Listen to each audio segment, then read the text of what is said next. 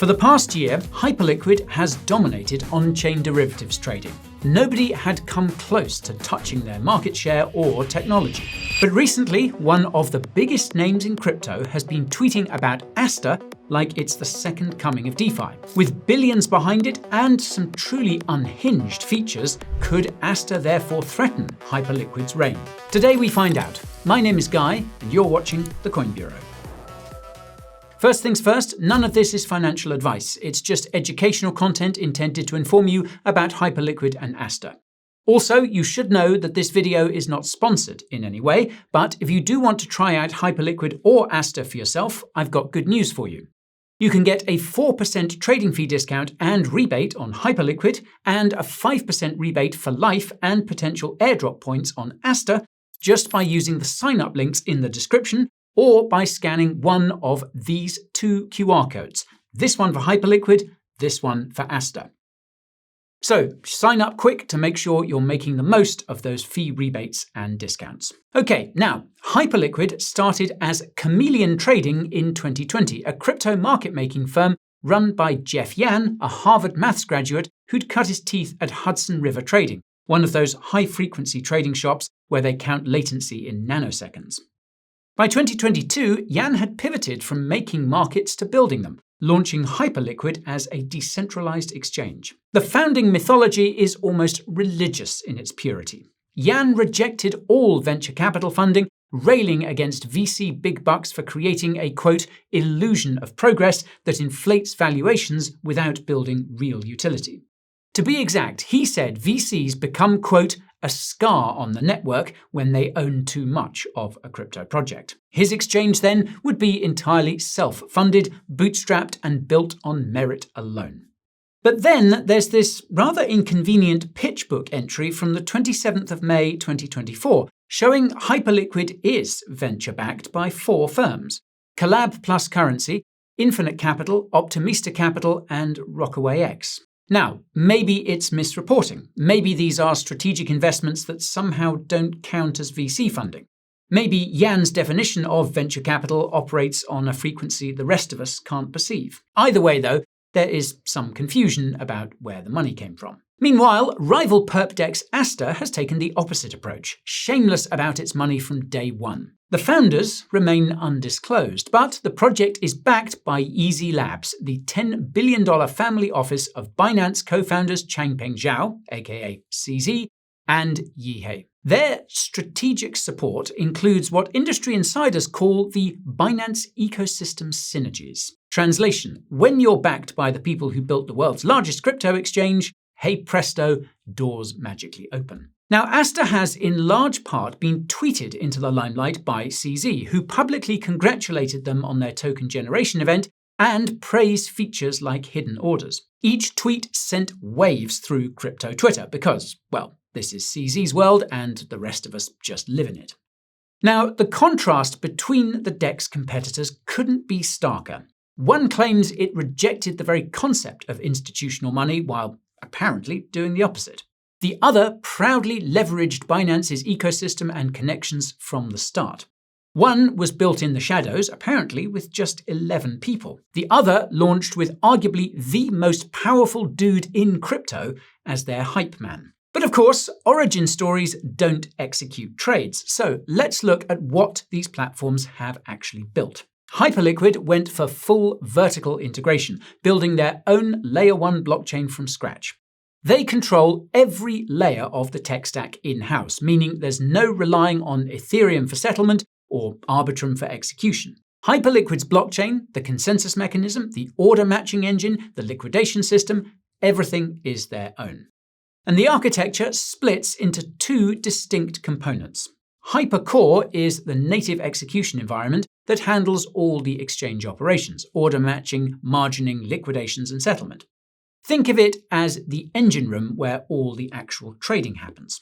Then there's Hyper EVM, which is exactly what it sounds like, an Ethereum virtual machine implementation that lets developers build smart contracts and dApps on top of the exchange. The custom consensus mechanism, Hyper BFT, is where Yan's high-frequency trading background shows.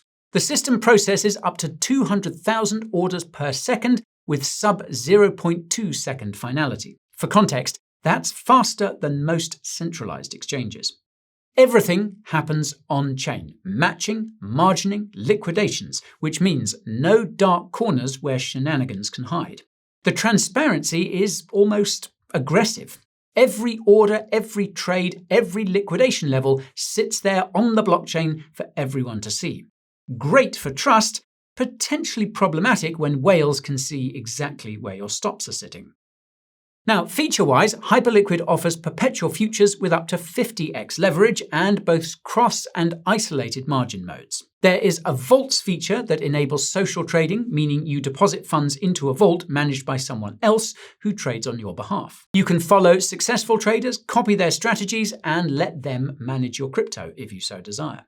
Hyperliquid also runs its own HLP vault that generates yield through automated strategies. It supports over 100 trading pairs skewing towards crypto blue chips, and the liquidity on major pairs is genuinely impressive. Traders can, and do, throw serious size at BTC perps without moving the market much.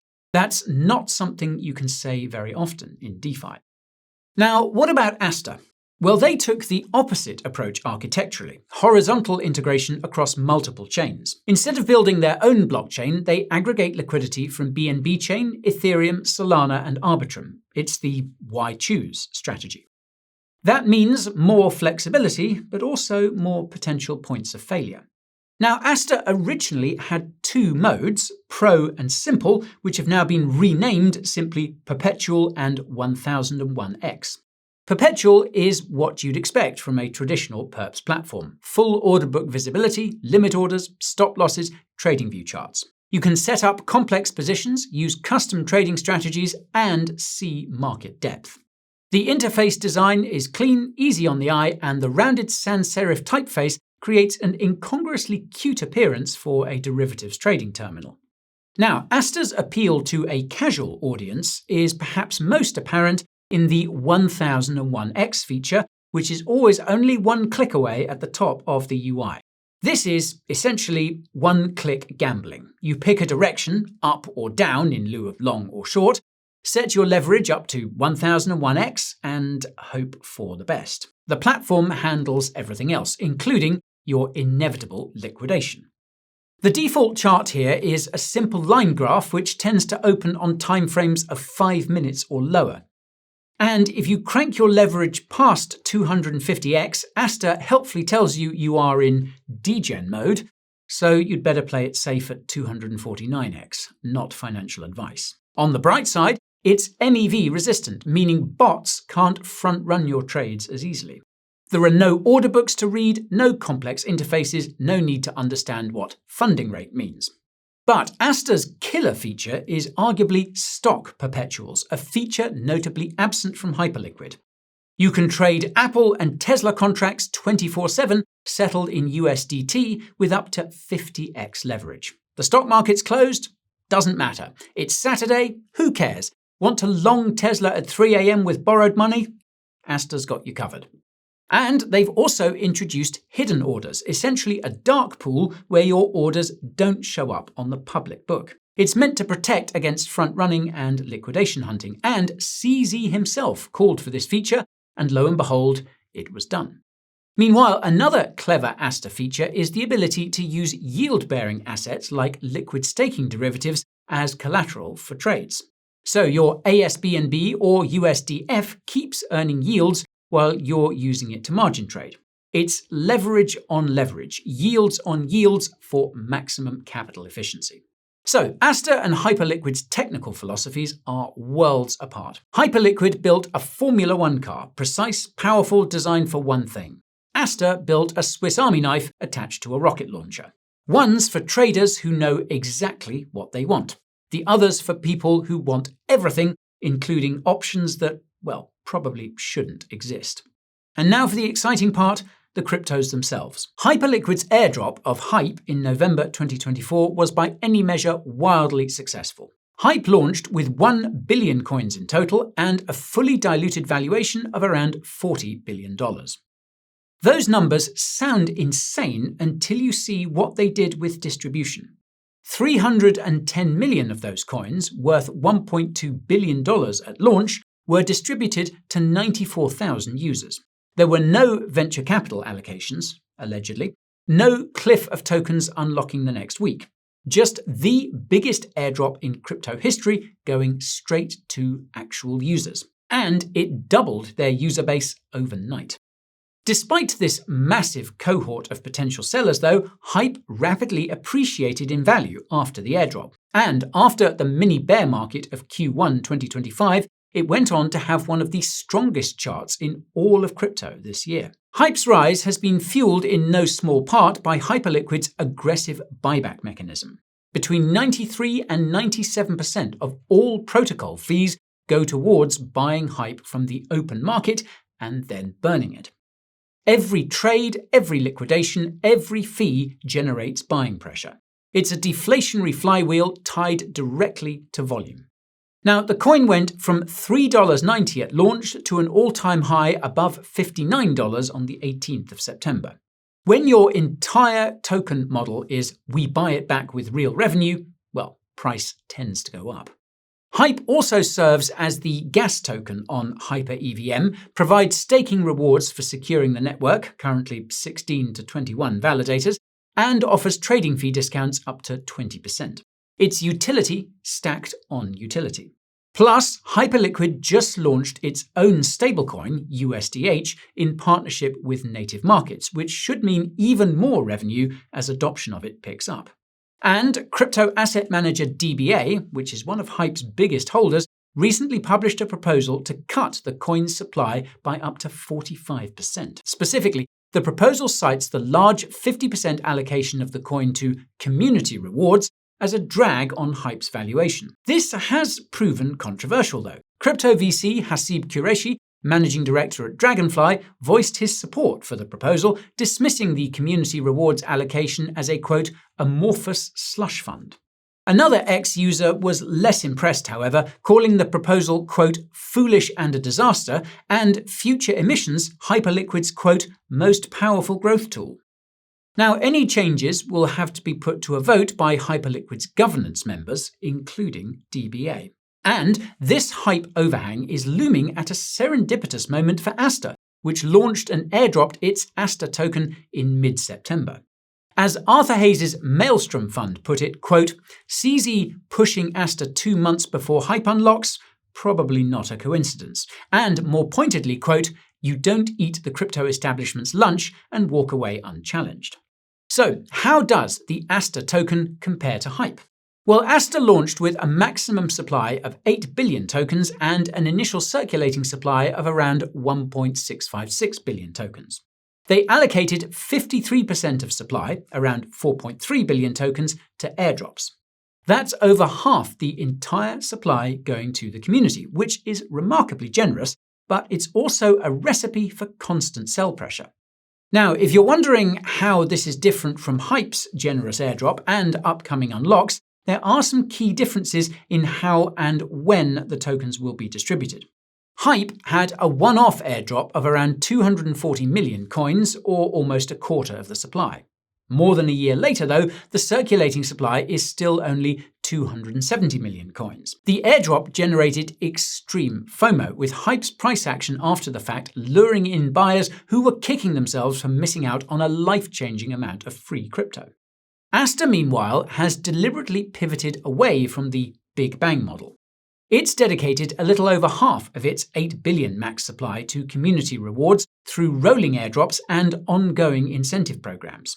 These are explicitly designed for long-term distribution to foster user engagement, governance participation, and ecosystem growth on the DEX. At the TGE on the 17th of September, around 9% of the max supply was distributed in a first airdrop batch to participants in Aster's pre-launch campaign. A second batch followed soon after, airdropping another 4% of the supply to users of the DEX based on trading volume, position holding time, P&L, use of yield-bearing collateral, and referrals. A third batch is expected to follow, incorporating spot trading metrics for even broader participation. The rest of the supply of Aster will then be distributed in subsequent batches and unlocks over the next 80 months. That's nearly 7 years of tokens slowly hitting the market. The team's 5% allocation has a 1-year cliff followed by 40 months of vesting. Meanwhile, another 30% goes to ecosystem growth, which is code for we'll figure it out later. And Aster should become an interesting case study on how drip-feeding airdrops impacts supply, demand, and sentiment. It might succeed as a continuous draw on mindshare, but equally it might depress perceived scarcity if market participants know they can get Aster for free at a later date. And speaking of airdrops, don't forget about that fee rebate that you can get over here by signing up with this QR code or the link in the description. The more trading you do, the more potential points you earn for their next airdrop campaign. And now it's time for the adoption reality check. Hyperliquid is the undisputed king of perp dexes with over $6.5 billion TVL, over $2.7 trillion in cumulative volume, and hundreds of billions in monthly volume. They're pulling in more than $1 billion in annualized revenue, which is more than Ethereum and Solana, and their user base is approaching 700,000. Not massive by centralized exchange standards, but these are actual traders, not airdrop farmers. Hyperliquid has also secured an official partnership with Circle for native USDC integration, and this is the kind of institutional stamp of approval that brings serious capital. Not to mention that new native stablecoin too. Meanwhile, Aster's growth trajectory looks like a meme coin chart. 2 million users total, with 330,000 joining in the first 24 hours after TGE. After launch, TVL peaked at $2 billion, but has since settled back down closer to $1 billion at the time of shooting. Metrics on June analytics are exploding, with 24-hour volume and fees both more than double Hyperliquid's. And this is no doubt helped by Aster's multi-chain approach, which means they're fishing in every pond. Ethereum users, Solana speculators, BNB whales. And those stock perpetuals are a real competitive advantage over Hyperliquid, where you can't trade 24/7 Tesla contracts with 50x leverage. But the proof will be in the pudding next month, when we'll find out just how many of these traders stick around after a third airdrop is complete. Still, when CZ tweets, money moves, and he has been tweeting vigorously. At the time of making this video, the price of Aster has been rallying hard, and it doesn't even have a spot listing on Binance yet. Though, let's not forget that Binance listings have marked significant altcoin tops in the past, with listing pumps often being followed by multi-month downtrends. But let's not get too excited. We all know there are risks to crypto, and this is especially true when it comes to anything involving leverage. Hyperliquid's Achilles heel is centralization. The core software is closed source, and the entire network is run by 21 validators at most. For something claiming to be decentralized, that's uncomfortably, well, centralized. An incident of on-chain price manipulation back in March exposed this reality. When someone tried to exploit the system, validators had to manually intervene to prevent losses. They saved the day, but it proved the decentralized exchange has a very centralized kill switch. The transparency that makes everything verifiable also makes everyone vulnerable. Every liquidation event is visible on-chain. Whales can see exactly where to push price to trigger cascading liquidations. It's like playing poker with your cards face up. Aster's weakness, meanwhile, is its dependence on hype, specifically CZ's hype. Having your TVL alternatively doubling and halving again based on tweet patterns is not the mark of a robust foundation. And then there's the hacker's paradise of multi-chain architecture. Cross-chain bridges are the soft underbelly of DeFi, where hundreds of millions of dollars worth of crypto are routinely siphoned out by attackers who smell vulnerabilities like a piranha smells blood in the water. With Aster's operating across 4 chains, that's 4 times the attack surface. There's also the potential reputation issue. Critics call Aster the Temu of perp dexes, a cheap knockoff riding on borrowed legitimacy. And the massive airdrop allocation means 7 years of sell pressure, while those 400% staking yields read like a desperate incentive to prevent holders from dumping. When those incentives dry up, mercenary capital usually leaves. So then, which one wins?